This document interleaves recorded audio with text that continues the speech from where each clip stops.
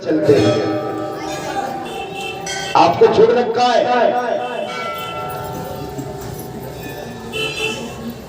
उस नगर का एक रक्षक है। कौन है? बालाजी सरकार है। बहुत बड़ा महाजन वैश्य है वो, जो पद्याकर के नाम से प्रसिद्धि है। पद्याकर माने परमार्थ, कल्याण, सेवा, महाराज सहायतार्थ, सभी की सहायता करते हैं। वो दूसरे कुबेर के समान धनवान है। अब इनसे बड़ा धनवान कौन है भाई? तुम्हें क्या चाहिए? बीमारी से मुक्ति, पक्के होके बन जाओ उनके, बीमारी से मुक्ति, निर्धनता। अगर पक्का उनका साथ ले लो, आपकी निर्धनता, लाचारी, गरीबी भी दूर हो जाएगी।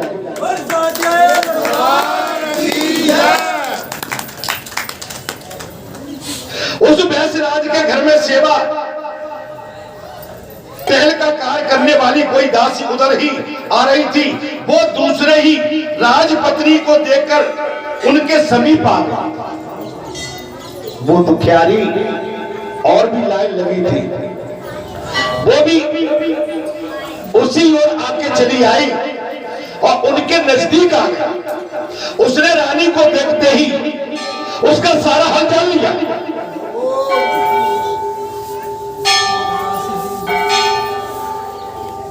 उसने रानी को देखते ही,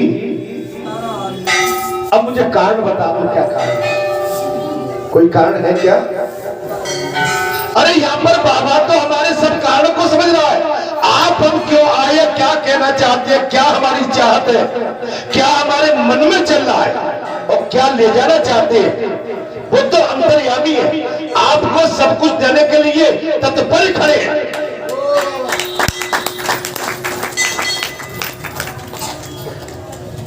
उसने रानी को देखते ही उसका सारा हाल जान लिया। वो पुत्र सहित अत्यंत कष्ट भोग रही थी। अपने पुत्र सहित दुष्ट राजा के त्यागने पर वो अत्यंत कष्ट भोग रही थी। दासी ने अपने स्वामी को उस स्त्री का दर्शन करा दिया। बालाजी तो चलो चलो चलो। दासी ने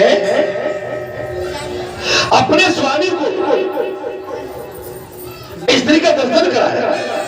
वैश्यराज ने रोगी पुत्र के साथ स्वयं भी रोगी से पीड़ित हुई राजपत्नी को एकांत में बुलाकर उसका सब वृत्तांत पूछा और वो सब बात जान लेने पर अपने घर के पास ही एकांत गृह में उसे ठहरा दिया।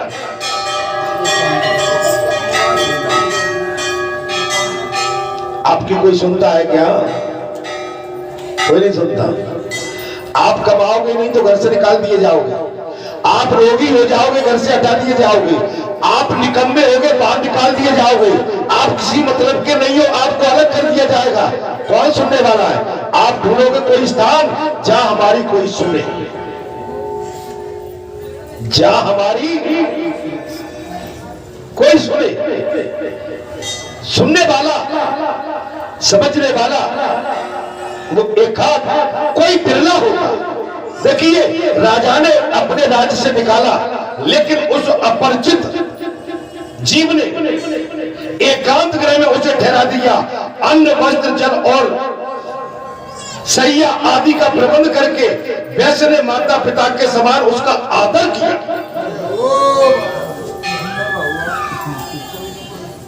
भारत बदमानी करते हैं।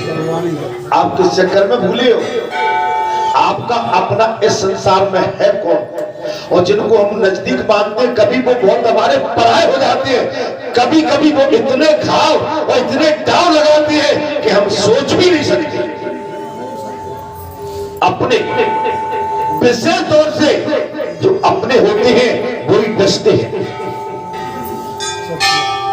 इतने गहरे घाव करते हैं कि हम जीवन में सोच भी नहीं सकते।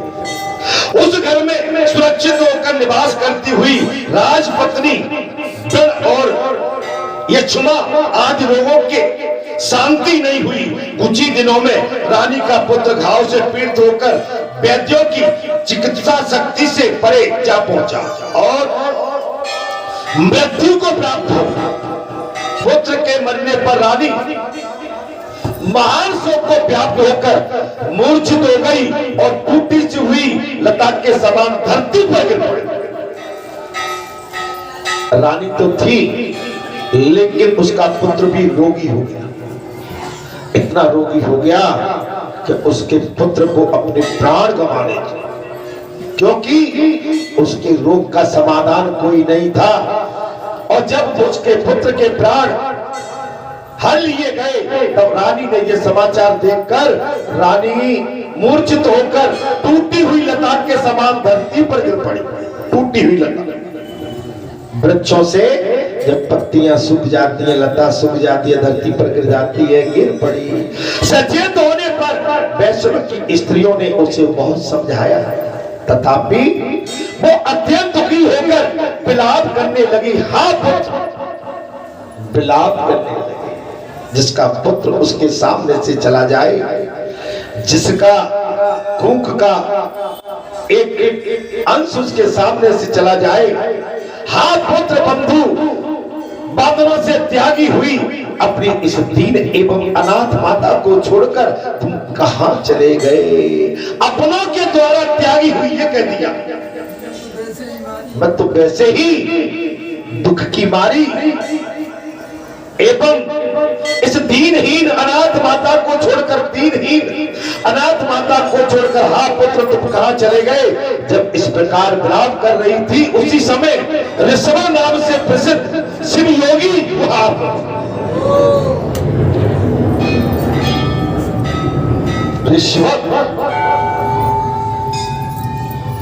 ऋषभ नाम से प्रसिद्ध शिव योगी आप पहुंचे। वैश्यराज ने अर्घ देकर उनका सत्कार किया। तत्पश्चात वे शोकग्रस्त राजपत्नी के समीप जाकर इस प्रकार बोले, बेटी तुम इतनी क्यों रो रही हो? हे बेटी, तुम इतना रोदन क्यों करती हो? कारण क्या है तुम्हारे रोने का?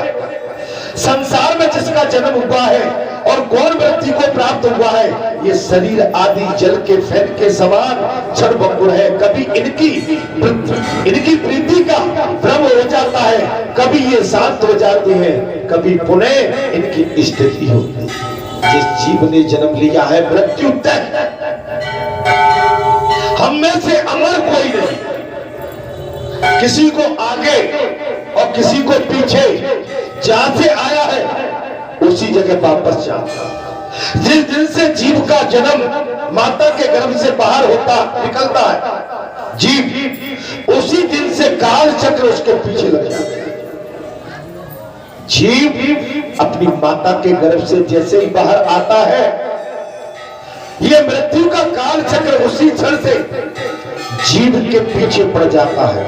वो कितनी सांस लेकर यहाँ पर आया है और कितने टाइम तक उसको सांस चलानी है इस मृत्युलोक में, वो तय है, वो गणित है, लिपिबद्ध है ब्रह्मा के वेदों में। उतने टाइम तक इस शरीर में वो सांसें आदान प्रदान होता रहेगा। सांस कहां से आती है? ब्रह्म के माध्यम से। ब्रह्म कहां है? अगणित अनंत है, वो अथाह है, उसका किसी को पता नहीं है। मैंने पिछली कथा में कहा था कि सारे लोकों के बाद में शिवलोक आता, सारे देवों के सारे लोकों के बाद में अनंत शिवलोक है, अनंत शिवलोक है। अर्थात कभी ये शांत हो जाते हैं और कभी पुनः इनकी स्थिति होती है। अतः फैन के समान सूत जी कहते हैं, विप्रो, शरीर की मृत्यु होने पर विद्वान पुरुष शोक नहीं करते। सुख अब तो कोई बात नहीं है, आज तो सब कारणों का जवाब मिल रहा है कि नहीं? सही बात है। सारे कारणों का जवाब आज की कथा में परिपक्वता से दिया जा रहा है। आप समझ लीजिए, कभी भी क्रिया की प्रतिक्रिया होती है और कारणों के भी कारण परमात्मा है। कारणों के भी परमात्मा है। तब तो आप तीनों गुणों माया से उत्पन्न होते हैं, उन्हीं तीनों गुणों से शरीर की उत्पत्ति होती है। अतः सबके शरीर त्रिगुण में है, सभी जीव का शरीर त्रिगुण में है। सतगुण की अधिकता होने से जीव देव योनि को प्राप्त होता है। जिसके अंदर सद्गुण आ जाए, भक्ति आ जाए, दया आ जाए, समर्पित भाव, निष्ठावान, निष्ठावान, त्यागी, बैरागी, तपस्वी, सेवा भाव, ये सद्गुणी भाव है। सद्गुणी भाव, सद्गुणी भाव ऐसे नहीं होते यहाँ पर बढ़िया संत बन के बैठ गए, 3 तिलक खींच लिए, गेरबा पहन लिए और बाहर जाके ऊधम मचाया। नहीं नहीं नहीं, ये तो बेईमानी है, ये तो पाप है, ये तो छल है, कपट है, अधर्म है। धर्म को छोड़ोगे, धर्म हमको आपको किसी को छोड़ेगा नहीं। धर्म को छेड़ोगे, धर्म छोड़ेगा नहीं। और धर्म के प्रति आप सच्चा प्रेम, श्रद्धा, आस्था रखोगे, धर्म ही आपका कल्याण करेगा। सत्गुण की अधिकता होने से जीव देव योनि को प्राप्त होता है। जब भी देव योनि को प्राप्त होता है। रजोगुण से मानव योनि में जन्म लेता है। रजोगुण हमारे को आगे राशि ठाट बाग, महल हो, बड़ी बिल्डिंग हो, धनवान हो, बलवान हो, हमारे पास सर्वस्व हो, ये रजोगुण है। इसमें जीव, सूत जी कहते हैं, इसमें जीव मनुष्य योनि को प्राप्त। और तमोगुण की अधिकता से अपनी वासना के अनुसार वो पशु पंछी योनि में उत्पन्न होता है। तमोगुण लालची, क्रोधी, अधर्मी, अविश्वासी, इसमें पशु पंछी बनना पड़ता। अब आप बनना लगा, आप बात आपके सामने, कौन सी दवा लेना चाहती हो? कल्याण वाली, अमृत लेना चाहती हो? आप अपना खुद सोच महाराज। और तमोगुणी की अधिकता से अपनी वासना के अनुसार टीवी, कूलर, फ्रिज, मटन, मुर्गा, सुर्गा, सिनेमा, मरी, तामसी, गरम मसाले, लाल मिर्ची, मनी पकोड़े, ये सब ये तामसी है। ये सब तामसी, ये सद्गुणी नहीं है। ये आपको सद्गुणी नहीं बना सकते। आप इनसे बचिए, इनसे अलग रहिए, संसार की वृत्ति से बच के रहिए, नहीं तो अगले जन्म में हमको आपको पशु पंछी बनना पड़ेगा। कपट, चालाकी। मैं प्रातः काल की कथा में कहा था कि कुछ ऐसे जीव हैं कि वो धर्म की आड़ में धर्मात्माओं का सहारा लेके अपना काम बनाने की चेष्टा करते हैं, धर्म को भी दांव पर लगा देते हैं। ऐसे चालाकों से बचो जो बेईमान है, जे छली कपटी है, जे काल नेमी है, जे गिरगिट की तरह, कौवे की तरह रंग बदलते हैं, काग की तरह और गिरगिट की तरह रंग बदलते हैं। जे काल नेमी है, काल नेमी, आडंबरी है। वैसे तुमसे ईर्ष्या करते हैं, इनको अपना काम बनाना है तो तुम्हारे आगे पीछे तुम्हारा सहारा लेके, धर्म का सहारा लेके ये अपना काम बना लेते। ये पक्के धर्मात्मा नहीं है, ये अधर्मी है, ये लाचारी, बेईमानी है। ये केवल धर्म के सहारे से अधर्म करके धन कमाना चाहते हैं। बोल सच्चे दरबार की जय। पशु पंछी आदि योनि में उत्पन्न होता है। वर्तमान संसार में जीव अपने कर्मों के बंधन से बंधकर बार बार ऐसी सुख दुखमयी अवस्था को प्राप्त होता है। जैसा कर्म करोगे वैसा फल देगा भगवान। यह है गीता का ज्ञान।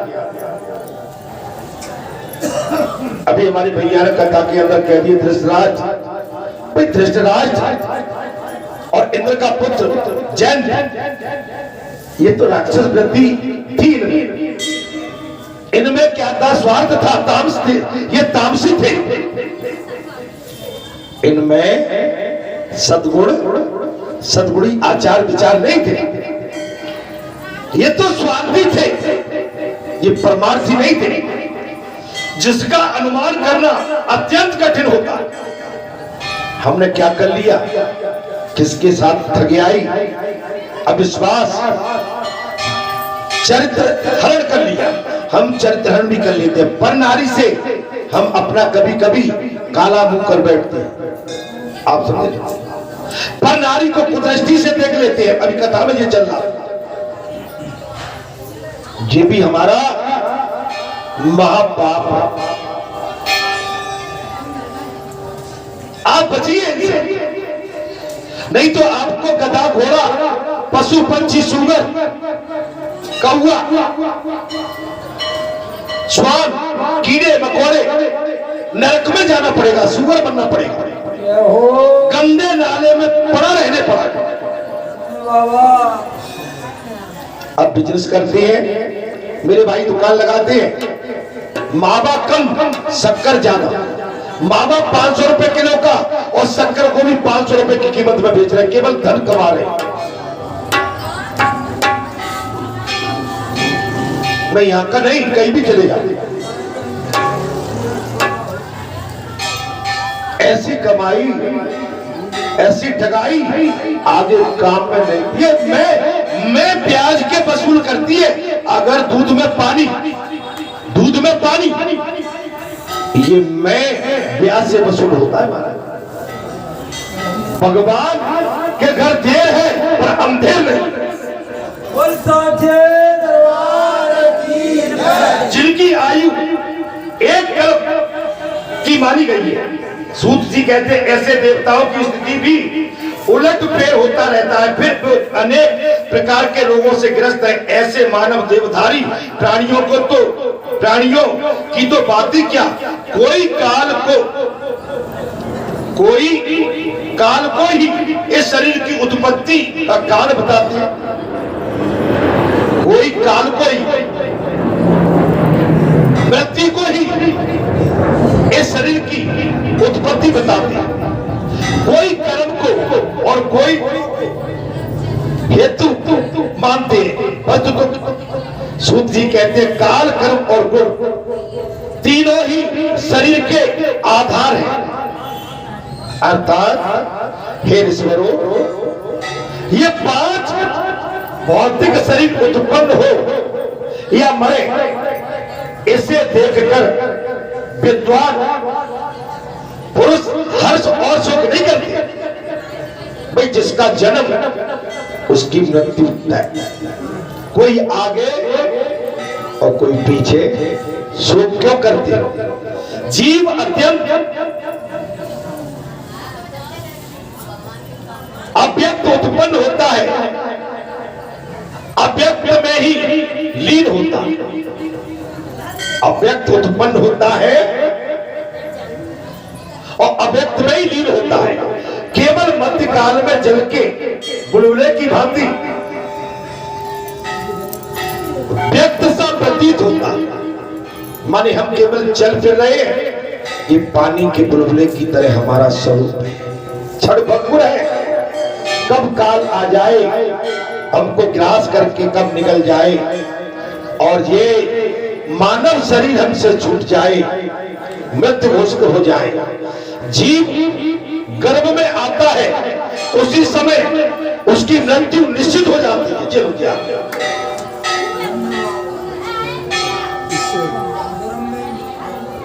जीव गर्भ में आता है, उसी समय उसकी मौत तय हो जाती है। हे देव ऋषियों, वो देववत जन्म लेकर जीवित रहता है अथवा जन्म लेते ही सहसा उसकी मृत्यु हो जाती है। कितने ही जीव गर्भ में नष्ट हो जाते हैं, कुछ जन्म लेकर तत्काल मर जाते हैं, कुछ जवान होने पर उनकी मृत्यु हो जाती है, कुछ बुढ़ापे में परलोकगामी होते हैं, तो कुछ परलोक कर्म से जैसा होता है वैसा ही शरीर जीव को प्राप्त होता है तथा वो कर्मों के अनुसार सुख दुख भोगता है। वो ऋषि, वो योगी राज उस माता को समझा रहे, तुम विलाप क्यों करती हो, किसके लिए रोती हो? विधवा के द्वारा ललाट में लिखी हुई आयु, सुख दुख, विद्या और धन को लिए हुए जीव जन्म लेता है। विधाता विद्या, विधाता के द्वारा ललाट पर लिखी हुई आयु, दुख, सुख, विद्या और धन के लिए हुए जीव जन्म लेता है। ये आपके ललाट पर लिखा हुआ है, आपके इस मस्तक पर सब लिखा है। अर्थात कर्मों का उल्लंघन करना असंभव है। हे बेटी, कर्मों का उल्लंघन करना असंभव है।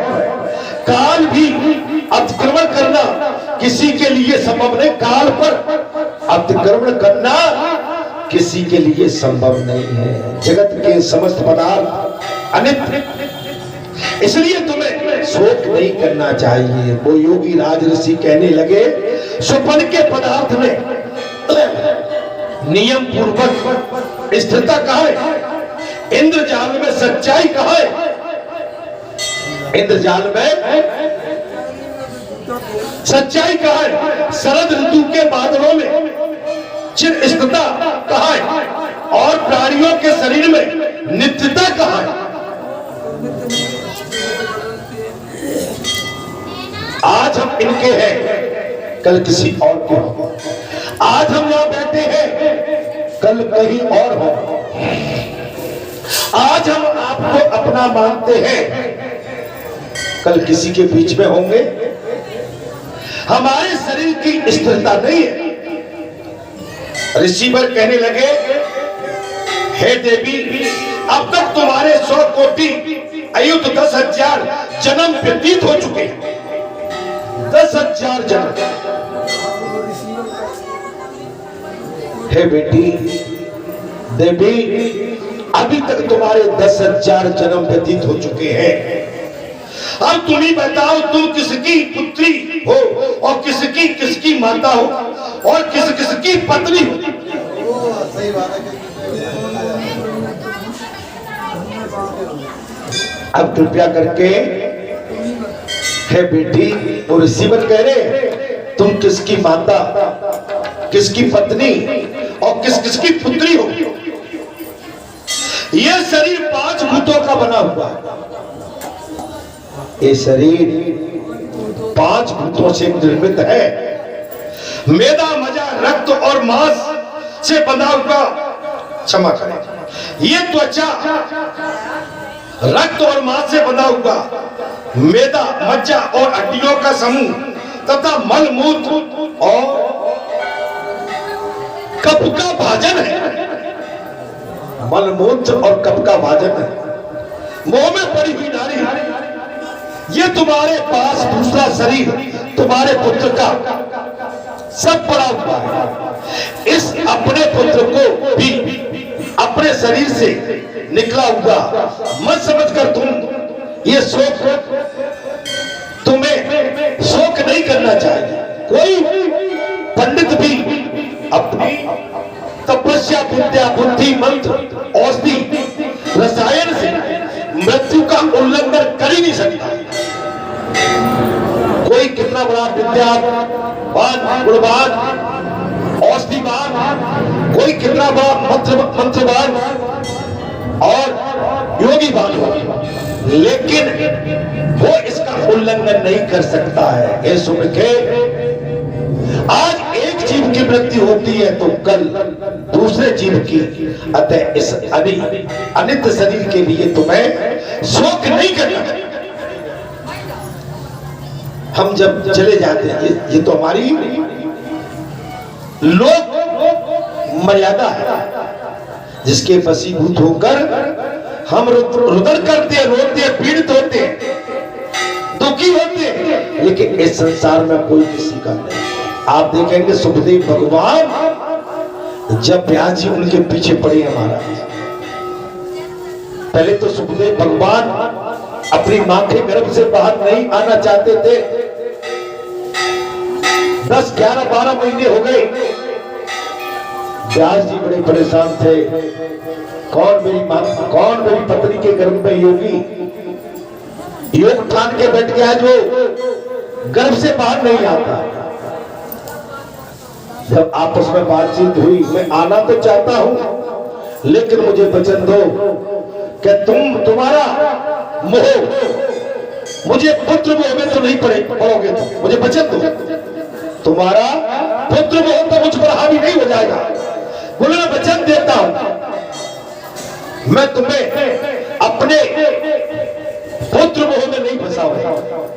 उसी क्षण उनका अवतार होता है, घुंघराले बाल, सौंदर्य स्वरूप, आजाद भुज, लंबी भुजाएं, बड़े बड़े नेत्र, और देखते देखते एक सुंदर सा सलोना बालक प्रकट हो गया महाराज। अद्भुत, आकर्षित करने वाला, तेज है, आकर्षण है, जो सबको चुंबक की तरह अपनी ओर खींच रहा है। देखते देखते दिनों दिन भगवान सुखदेव बड़े होने लगे। उनका चूंकि अवतारी थे, तत्काल शरीर में वृद्धि होने लगी। और जैसे जैसे उनके शरीर में सौंदर्यता, आकर्षण की वृद्धि, उधर वेद व्यास जी भगवान थे, उनका आकर्षण भी अपने पुत्र मोह में फंसता चला गया। जब पुत्र मोह में फंसता चला गया और भगवान सुखदेव जी जान लिए कि अब हमारे पिताश्री को हम पर पुत्र मोह हो गए, इसलिए भलाई इसी में कि यहां से निकल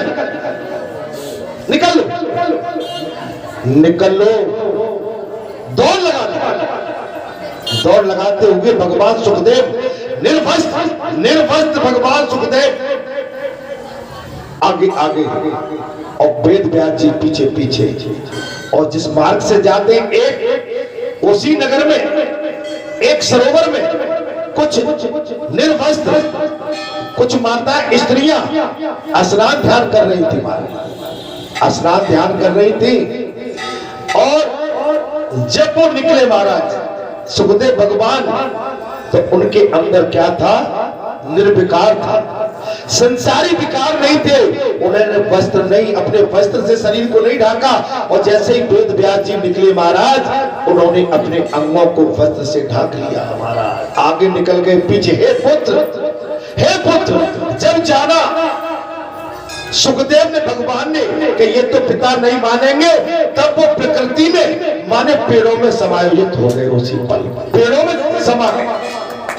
आवाज देते हैं पुत्र, पेड़ों से आवाज आती है हे पुत्र, हे पुत्र, हे पुत्र, पेड़ों के माध्यम से आवाज आती है। बोले हे पुत्र। आप समझ लो, आप मुझे क्यों आवाज लगाते हो? तुम तो मेरे पुत्र हो। बोले कौन जाने तुम कितने बार मेरे पुत्र हुए, मैं तुम्हारा पुत्र हुआ, तुम मेरे पिता हुए। ये तो अनिश्चित है। जिस जीव जन्म लेता है मृत्यु होते हैं, पता नहीं हम तुम्हारे लिए कितनी बार पुत्र बने होंगे और तुम हमारे लिए कितनी बार पिता बने होंगे। जब वेद व्यास जी हार बच के उसी मार्ग से आए, वो नारियां वस्त्र पहनकर निकली रही थी। उन्होंने पूछ लिया, मुझे ये बताइए कि मेरा जवान पुत्र अभी इस मार्ग से निर्वस्त्र दौड़ता हुआ चला गया। जब वो निकला तब तुमने वस्त्र धारण नहीं किए, और मुझ बूढ़े को देखकर तुमने वस्त्र धारण क्यों कर लिए? तो मालूम है क्या जवाब दिया था कि तुम्हारे पुत्र के अंदर संसार की मोह माया ममता नहीं थी, वो निर्विकार थे, इसलिए हम निर्वस्त्र रहे। और तुम्हारे अंदर संसार का मोह, पुत्र मोह था, इसलिए हमने वस्त्र धारण किया।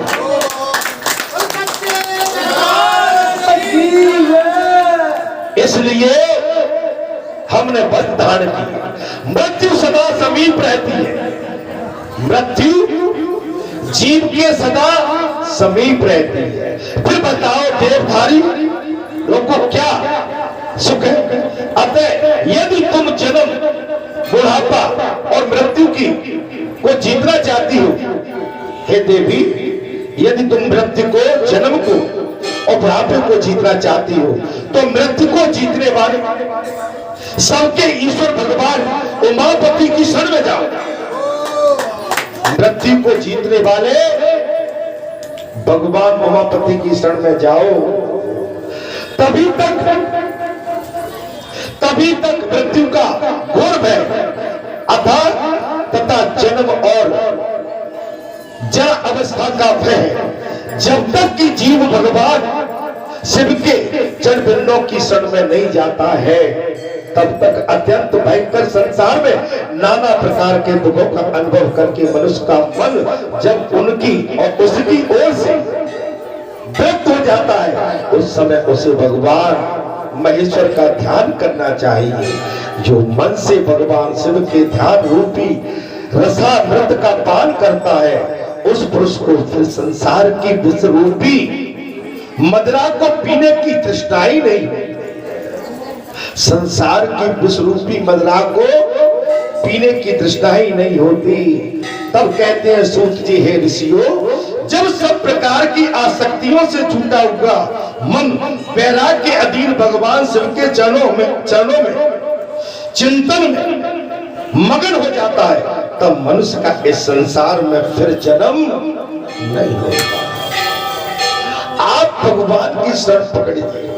जे बार बार माता के गर्भ में आना, जन्म लेना, मरना और संसार का जे इतना कष्ट सहना, जे हम आप आम आदमियों के लड़े असहनीय हो गया। और इस समय तो घोर कलयुग में ये महापीड़ा दे रहा है, महापीड़ा सभी कष्टों से घिरे हुए। इसमें ऐसा नहीं है कि कोई कष्टों में न घिरा हो, ये समूचा संसार कष्टों से घिरा हुआ है। ये संसार ही कष्टों की जड़ है, ये संसार ही कष्टों की मूल जड़ है। देव ऋषि सूत जी बोले, हे भद्रे, देव ऋषि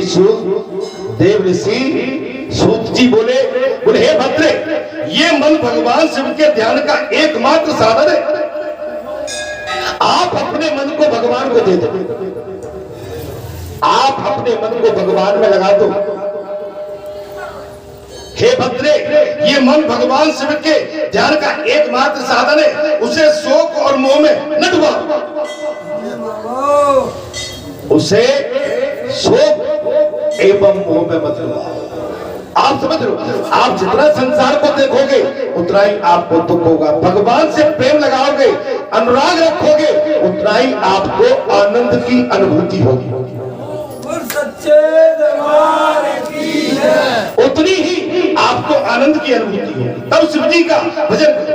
इस प्रकार शिव योगी ने आनंद पूर्वक जब रानी को समझाया, तब उसने उन्हीं को गुरु मानकर उनके चरण कमलों में प्रणाम करा और कहा, भगवान, जिसका एकमात्र पुत्र मर गया हो और जिसे प्रिय बंधुओं ने त्याग दिया हो तथा जो महान रोगों से अत्यंत पीड़ित रहता हो, ऐसे मुझ अभागिनी के लिए मृत्यु के सवाल दूसरी और कौन सी गति है? मुझ अभागिनी के लिए मृत्यु के अलावा और कौन सी गति है? तब देव ऋषि सूत जी बोले, इसलिए मैं इस शिशु के साथ ही प्राण त्याग देना चाहती हूँ।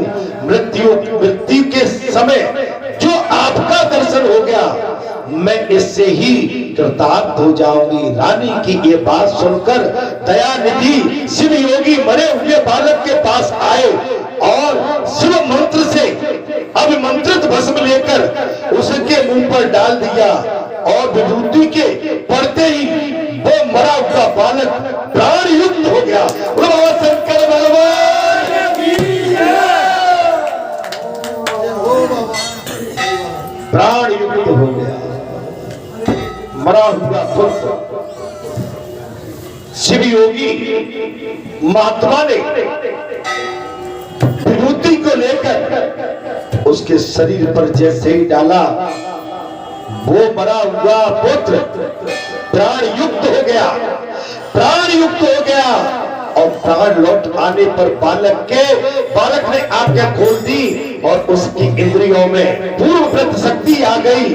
वो दूध पीने की इच्छा से रोने लगा। तब नेत्रों से आनंद के आंसू बहाती हुई रानी ने झटपट बालक को गोद में उठा लिया और उसे छाती से चिपकाकर अपने अपूर्व आनंद में डूबी हुई।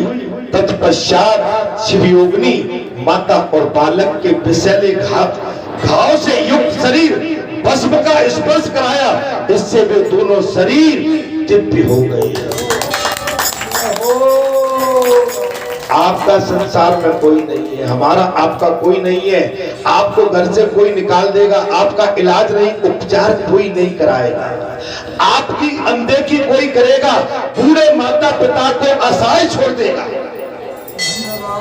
किसी बहन बेटी को असहाय छोड़ देगा। और मैं तो यहां तक कहता हूं कि हम जैसे जीव अगर अपने राष्ट्र को भी असहाय छोड़ देंगे तो हमारे राष्ट्र की क्या ख्याति रहेगी। राष्ट्र हमारा सबसे ऊपर है। आप विश्वास करके आए हैं, यहाँ से औषधि लेके जाओ, आपका पांच बाल। आज प्रातः काल की कथा से यही कथा प्रारंभ हुई है, आप समझ सकते हो। उन्होंने देवताओं के समेत कांतिवान स्वरूप धारण कर लिया।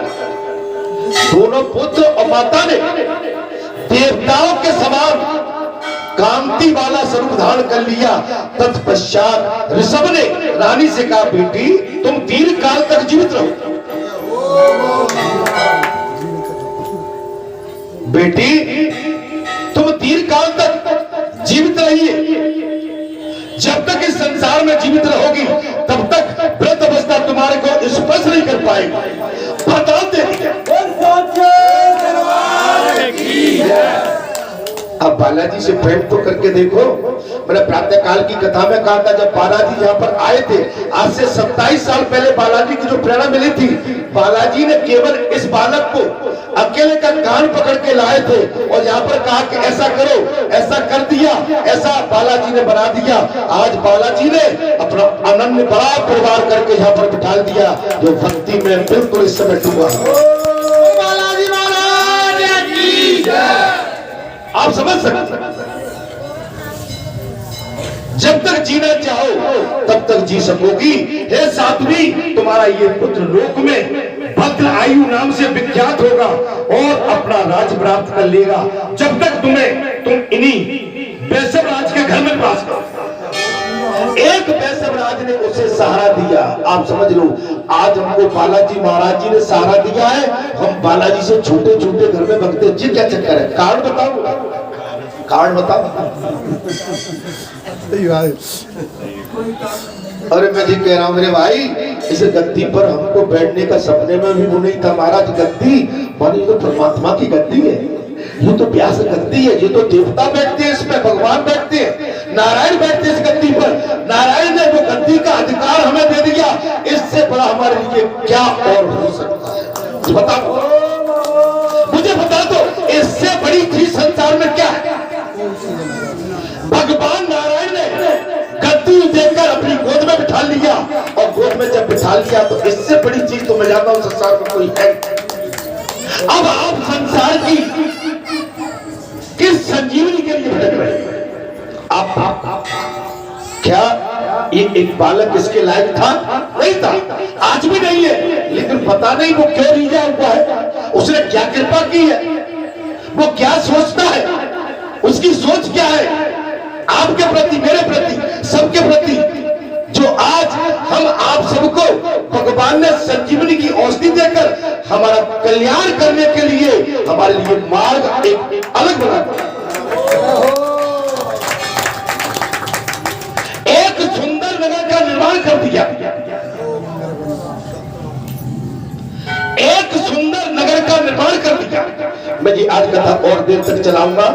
जी मंगलवार है और अगला मंगलवार आएगा वो अंतिम वर्ष का होगा, 2022 का अंतिम मंगलवार रहेगा 27 तारीख को। 27 दिसंबर को अगला मंगलवार हमारे इस साल का अंतिम मंगलवार होगा, ठीक है। जाड़े का समय है, सर्दी का समय है, थोड़ा धैर्य धर के बैठिए, मैं आपके पास बैठा हूं, ठीक है महाराज। जब तक तुम इन्हें वैश्यराज के घर में निवास करोगे, हे देवी, जब तक कि तुम्हारा पुत्र पूर्ण विद्वान न हो जाए। इस प्रकार ऋषभ योगी ने भस्मी की शक्ति से मरे हुए राजकुमार को जीवित करके अपने अभिष्ट स्थान को प्रस्थान कर दिया। वो योगी कौन थे? स्वयं भगवान शंकर, स्वयं भगवान शंकर। भद्रायु उन्हीं वैश्यराज के घर में क्रम से बढ़ने लगा और वैश्य के भी सुने नामक एक पुत्र था, जो राजकुमार का सखा हुआ। राजकुमार और वैश्यराज दोनों परस्पर बड़े स्नेह रखते थे। वैश्यराज ने विद्वान ब्राह्मणी के द्वारा राजकुमार और अपने पुत्र को संस्कार विस्तार पूर्वक करवाया। समय पड़ने पर उपनयन संस्कार होकर जाने के पश्चात दोनों बालकों ने गुरु सेवा में तत्पर होकर विनय पूर्वक संपूर्ण विद्याओं का संग्रह किया है। तदंतर जब राजकुमार 16 वर्ष का होने लगा, तब वे ही ऋषभ योगी पुनः वैश्यराज के घर में आ गए। जब बालक पुनः 16 वर्ष का होने लगा, वो ही ऋषभ योगी पुनः वैश्यराज के घर आए। रानी और राजकुमार ने बड़े हर्ष के साथ उनका बार बार प्रणाम करके उनकी यथा योग पूजा की। उन दोनों ने पूजित होने पर योगेश्वर शिव योगी ने कहा, बेटा तुम कुशल तो हो ना? बेटा तुम कुशल तो हो ना? तुम्हारी माता को भी कोई कष्ट तो नहीं हुआ क्या? तुमने सब विद्याओं का अध्ययन कर लिया, गुरुजनों की सेवा में सदा संलग्न रहते हो ना? बस क्या मुझ पर प्राणदाता गुरु का भी कभी स्मरण करती हो क्या? क्या तुमने जाने अनजाने में क्या मेरा स्मरण किया? हो बाबा, तुमने अपने प्राणदाता इस गुरु का स्मरण करती हो क्या? कभी तुम्हें याद तो आती होगी ना? बालाजी सरकार भले ही तुम 10 दिन नहीं आए, लेकिन याद तो आती होगी ना, है ना? योगेश्वर ऋषभ जी के ऐसा कहने पर समय विनयशील रानी ने अपने पुत्र को उनके चरणों में डाल दिया। कहा, हे गुरुदेव, उनके चरणों में डाल दिया। कहा, हे गुरुदेव, ये आपका ही पुत्र है, आप ही इसके प्राणदाता हैं। आप दया करके अपने इस शिष्य को अनुग्रहित करें और इसी सत्पुरुष के द्वारा उत्तम मार्ग, शुभ मार्ग, कर्म का उपदेश दें। रानी के द्वारा इस प्रकार प्रसन्न कराए जाने पर परम विद्वान शिवयोगी ने राजकुमार को सन्मार्ग का उपदेश दे दिया। ऋषभ जी बोले, वेद स्मृति और पुराणों में जिसका उपदेश किया गया है वही सनातन धर्म है, वही सनातन धर्म है। सब लोगों को चाहिए कि अपने अपने वर्ण और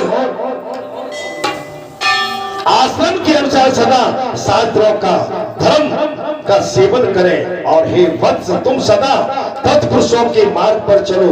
उत्तम आचरण का पालन करना ही तुम्हारा परम कर्तव्य है। देवताओं की आज्ञा का कभी उल्लंघन नहीं करना। देवताओं की आज्ञा का कभी उल्लंघन। देवता जो कहते हैं रुक जाओ, माने रुक जाओ भैया। देवता कहते हैं ठहर जाओ, माने ठहर जाओ। और देवता जो मार्ग आपको दिशा निर्देश करते हैं उसी मार्ग से जाओ। और मार्ग छोड़ के जाओगे तो भटक जाओगे, भटक जाओगे तो अटक जाओगे, अटक जाओगे तो संसार के चक्रव्यूह में फंस जाओगे। और संसार के चक्रव्यूह में फंस गए तो चिल्लाते रह जाओगे। देवताओं की अवहेलना कभी मत करो। योग ऋषि ने कहा कि देवताओं की आज्ञा की अवहेलना कभी मत करना। गौ देवता गुरु ब्राह्मण के प्रति सदा भक्ति का भाव रखो।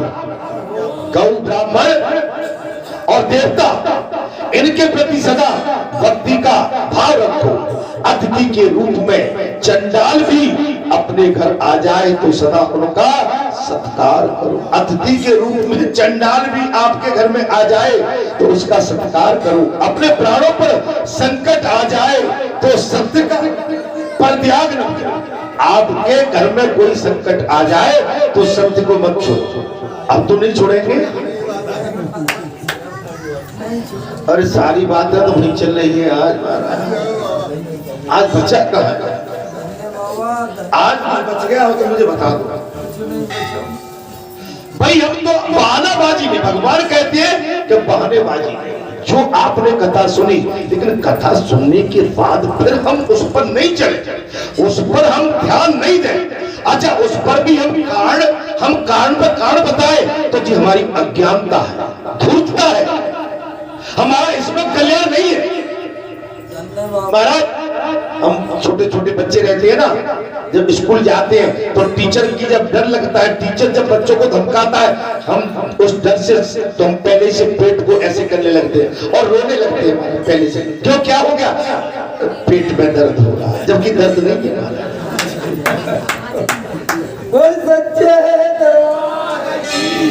पेट में दर्द नहीं, हमने बहाना बनाया। आप समझ लो, हे महाबाई, पराये धन की, पराई स्त्री की, पराये धन की, पराई स्त्री को देवता तथा ब्राह्मण की वस्तुओं की और अत्यंत दुर्लभ पदार्थों को भी तृष्णा त्याग दो। पराया धन और पराई स्त्री, ये अब जाम क्या बच रहा है? अर्थात हे महामते, माने वो योगी राज उस 16 वर्ष के बच्चे को ज्ञान दे रहे हैं। सदा उत्तम कथा, उत्तम आचार, उत्तम व्रत, सत्पूर्वजों आगमन तथा धर्म आदि के संग्रह को ही अपनी अभिलाषा मानो, अपना आवरण मानो, कवच मानो। स्नान, जप, तप, होम, स्वाध्याय, पितृ तर्पण, गौ पूजा, देव पूजा, अतिथि पूजा कभी आलस्य के समीप ना रहे। ये क्या बात है जी? आलस्य ठीक नहीं है, माने कर्म ही जीवन है। जागते रहिए। अगर आप सो गए तो भैया दुश्मन देश हमारी सीमाओं में घुसाएगा। जागते रहिए, आप जागते रहिए। क्रोध, द्वेष, भय, सठता, चुगली, अनुचित आग्रह, कुटिलता, दम्भ और उदय यत्न पूर्वक त्याग दो। जे स्वयं योगी राज भगवान शंकर के स्वरूप में कह रहे हैं।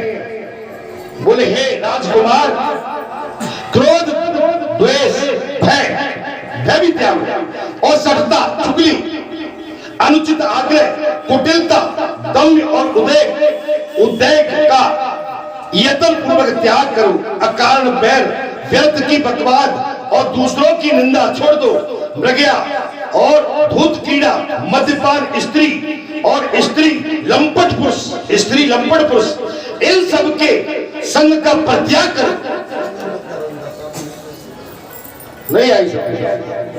अब भाई कुछ बच रहा हो तो मुझे बता दो, इसके आगे क्या है। लेकिन वो नहीं करना चाहिए जो हम कर बैठते हैं, वो नहीं कहना चाहिए जो हम कह देते हैं, वहां नहीं चलना चाहिए जहां हम चले जाते हैं, वो नहीं सुनना चाहिए हम सुन लेते हैं, वो नहीं बोलना चाहिए बोल देते हैं।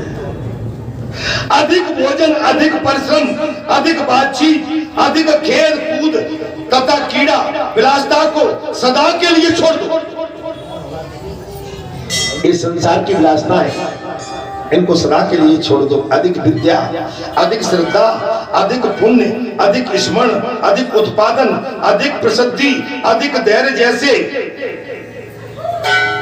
प्राप्त हो, उसके लिए सदा चेष्टा करो। इनके लिए सदा चेष्टा करो। अपनी पत्नी के प्रति सकाम बनो, अपनी पत्नी के प्रति केवल सकाम। अपने शत्रुओं पर क्रोध करो, पुण्य राशि के संग्रह के लिए ही लोभ करो, पापचारियों के प्रति ही असूया, दोष दृष्टि करो, पाखंडियों के प्रति द्वेष तथा साधु पुरुषों के प्रति समता रखो, बुरी सलाह को समझाने में और ग्रहण करने में मूर्ख मत बनो, और चुगलों की बातें अनसुनी करने के लिए पहरे हो जाओ। आज तो सब बात आ गई भैया, अब तो नहीं। आपको प्रातः काल की कथा में लगा होगा कि महाराज जी वैसे ही कहा करते हैं, लेकिन जो कहा था उस पर बराबर सीट लगती है। ठीक है। अत्यंत क्रोधी, सटक्रूर, छली, ये आ गया छली, लंपट, दुष्ट, पठित, नास्तिक और कुटिल मनुष्य से दूरी रखो, इनको त्याग, इन्हें त्याग। मैं दोबारा कहूं महाराज, अत्यंत क्रोधी, सठ, क्रूर, छली, चंचल, दुष्ट, लंपट, इनको त्याग दो। अपनी प्रशंसा मत करो, स्वयं अपनी प्रशंसा मत करो। दूसरों की चेष्टाएं और इशारों को समझो। आगे बात, दूसरे को समझो। आप दूसरे को नहीं समझोगे तो अपने आप को नहीं समझ पाओगे। दूसरे पर बहुत गहरा विश्वास करोगे तो वो भी कभी घातक हो जाता है। धन और कुटुंब में अधिक आसक्ति मत रखो।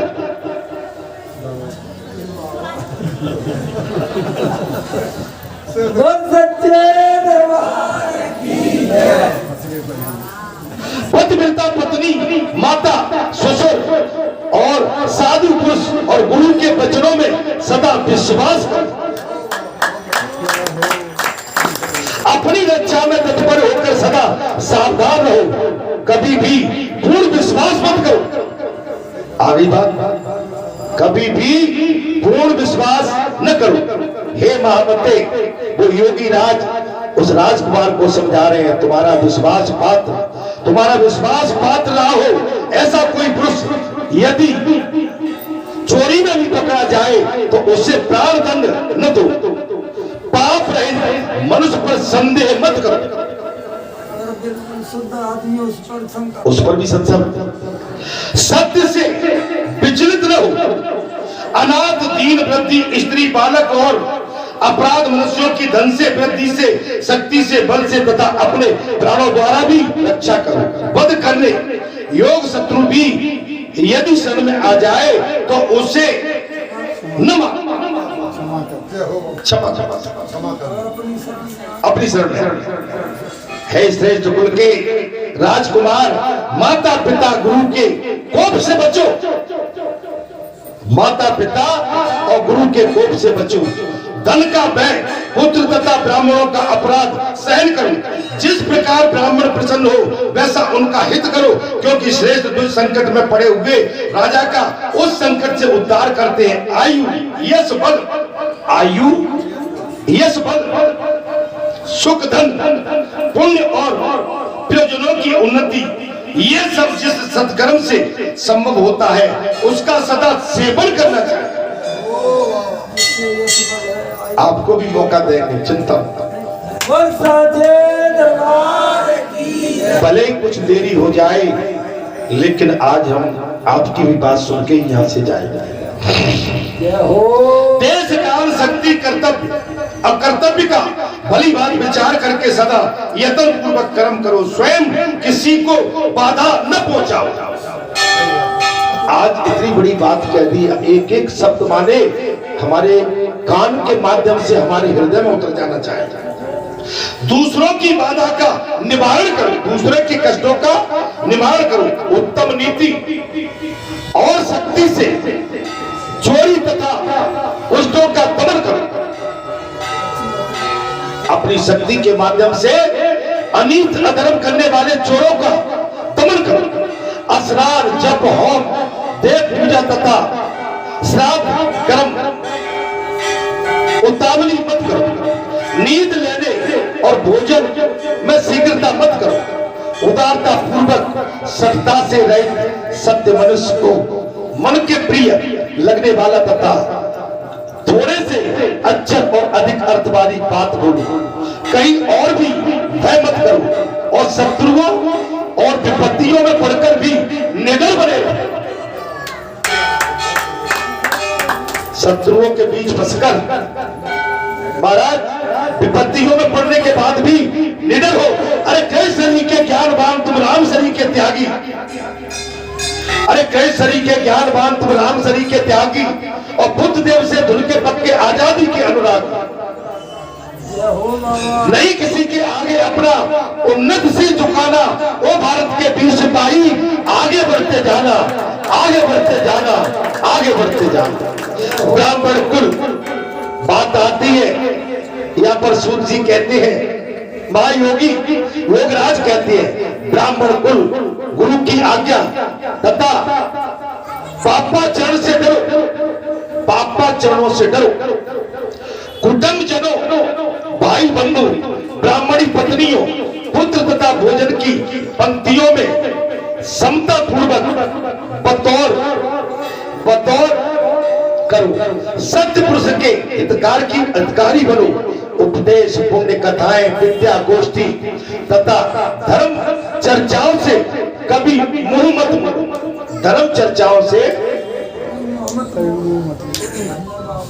अर्थात योगी राज महाराज कहने लगे, जल के निकट सर्वत्र विख्यात ब्राह्मणों के निवास से युक्त परम पवित्र तथा कल्याणमय प्रस्तुत स्थान में सदा निवास करो, जहां उल्टाए और बेस्या रहती हो, जहां कामल लंपट पुरुषों का निवास हो। ऐसे नीच जन सेवित दुष्ट स्थानों में तुम कभी निवास मत करो। हे राजकुमार, त्रिभुवन के स्वामी एकमात्र भगवान शिव की शरण लेकर भी तुम सभी देवताओं की यथा समय उपासना करते रहो, और उनके दिनों तत्संबंधी तिथियों का भी समाधान आदर करो। ये वत्स तुम सदा पवित्र, सदा दक्ष, सदा शांत, सदा स्थिर, सदा काम क्रोध लोभ मोह मद और मात्सर्य, इन 6 शत्रुओं को जीतने वाले तथा सदा एकांतवासी बनो। एकांतवासी, वेदांत ब्राह्मण नियमों से प्रकाशित होने वाले शांत सन्यासी, पुण्य ब्रज, पुण्य नदी, पुण्य तीर्थ, महासरोवर, धेनु और वृषभ, पतिव्रता स्त्री तथा अपने घर के देवताओं को उनके पास जाते हो सदा उनको नमस्कार करो। ब्रह्म मुहूर्त में उठकर भली भांति आचमन करके तुम पहले अपने गुरु जी को प्रणाम करो।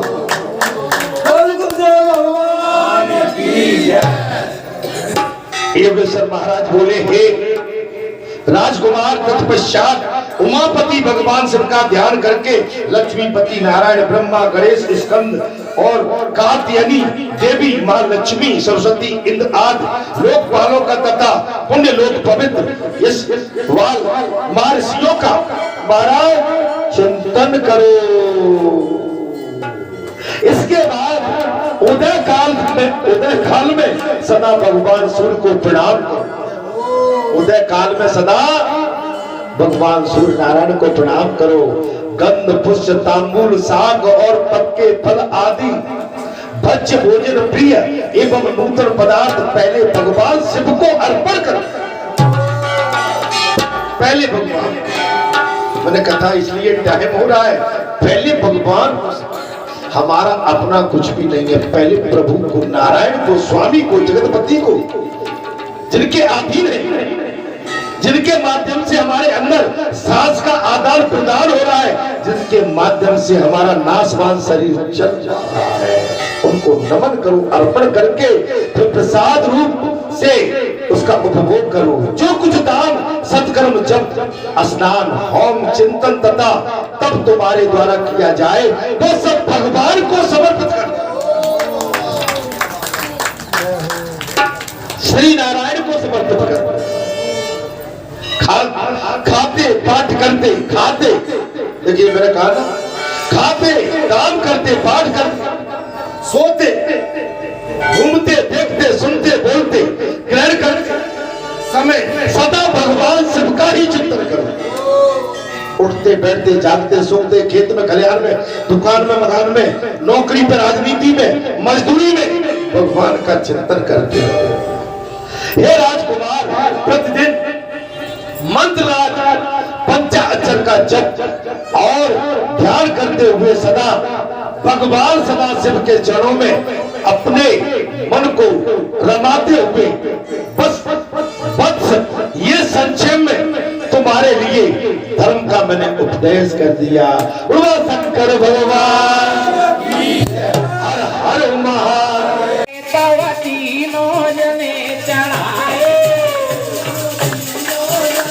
चढ़ाए नाभ में तीनों चढ़ाए नाभ में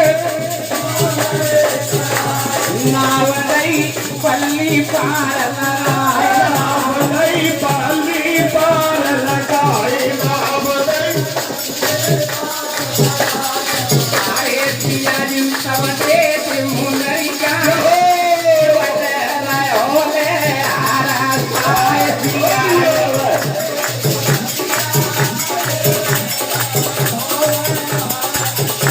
मला के छोटे भैया नदी से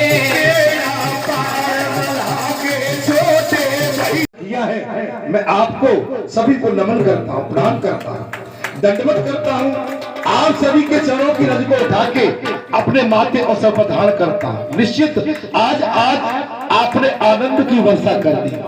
आज प्रातः काल से जो आनंद की वर्षा बरस रही थी, आज आपने आके उसमें फूल और लगा दिया। आनंद आ गया। आप पर प्रभु की सदा दया बनी रहे, कृपा बनी रहे। आपका ही स्थान है, आप आते जाते रहे, हमें कुछ न कुछ मार्गदर्शन और बताते भी रहे और सुनाते भी रहे। अरे पूजनी महाराज चूंकि कथावाचक है और देवी मां भगवती की प्राण प्रतिष्ठा पूजनी महाराज जी के माध्यम से जे जितने सहज सरल नम्र विनम्र है, मैं इनकी चरण वंदना करता हूं। माने इतने सहज सरल सात्विक, अहम नहीं है, कहीं तामस वृत्ति नहीं है। ऐसे सत्पुरुषों को मैं एक बार नहीं 1000 बार सिर झुका के नमन करता हूं, प्रणाम करता हूं। माता बहन बेटियों, जिस भाव से, जिस युक्ति शक्ति से और जिस सरलागत भाव से आपने कथा का श्रवणपान अपने कानों के माध्यम से आचमन किया है, मैं आप सभी को नमन करता हूं, प्रणाम करता हूं। आप जिस तरह से अपने कानों को दोना का स्वरूप धारण करके और जब कथा का श्रवणपान पीती हो तो मेरे आनंद की क्षमता कई गुना बढ़ जाती है। मेरे में कई गुनी शक्ति कहां से मिलती है? मां से। शक्ति कहां से मिलती है? मां से। जब मां शक्ति देती है तो बेटा के अंदर वो शक्ति इतनी आ जाती है कि जब मां का आशीर्वाद बरसता है तो बेटे में कई गुनी शक्ति अर्जित हो जाती है। मैं आप सभी को सत सत नमन करता हूं। मेरे पूजनी, मेरे सहपाठी, मेरे सहभागी, मेरी हम उम्र, ऊपर की उम्र वाले, मैं सभी को नमन करता हूं, प्रणाम करता हूं। ये स्थान ऐसे ही फलता फूलता रहे, हरा भरा रहे और राम जी की कृपा और राम के रस की कृपा या सदैव ऐसे ही वर्षा होती रहे। मैं अपनी वाणी को विराम देता हूं। मैं तो आपके बीच में कई वर्षों से बोलता आ रहा हूं, फिर भी बोलना नहीं जानता हूं। बोलने की कोशिश मेरी फिर भी जारी है और वो अंत समय तक, अंतिम सांस तक ये मेरी सांस आपके लिए, आपकी ऋणी बन के रहेगी। जय श्री राम, जय। मैं वाणी देता, अपनी कथा को विराम देता हूं। अब बालाजी सरकार की आप आरती करें। बोलो प्रभु श्री रामचंद्र की हर हर महादेव।